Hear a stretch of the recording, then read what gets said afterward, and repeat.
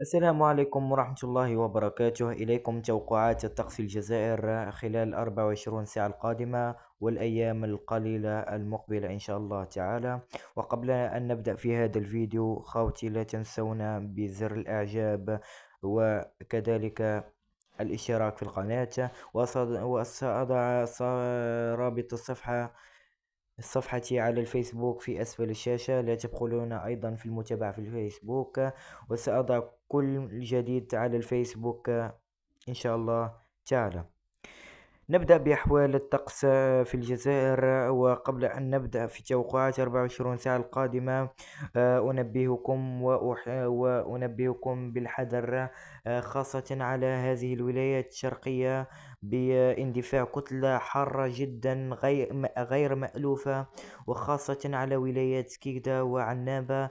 وستصل درجات الحرارة إلى غاية 49 إلى 50 درجة مئوية تحت الظل. حرارات جد قاسية هنا.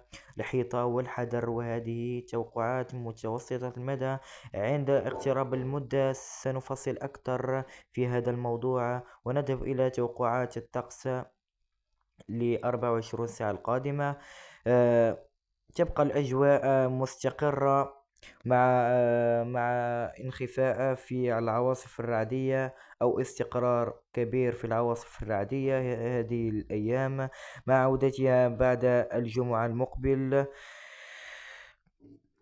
تبقى الأجواء مشمسة مستقرة، مع ارتفاع محسوس في درجة الحرارة على الولايات الوسطى والشرقية. تبقى الأجواء نفسها على الولايات الغربية والجنوب الكبير.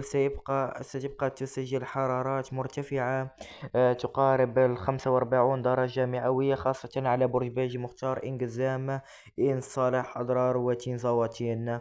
هذا كل ما لدينا، ويبقى العلم لله وحده.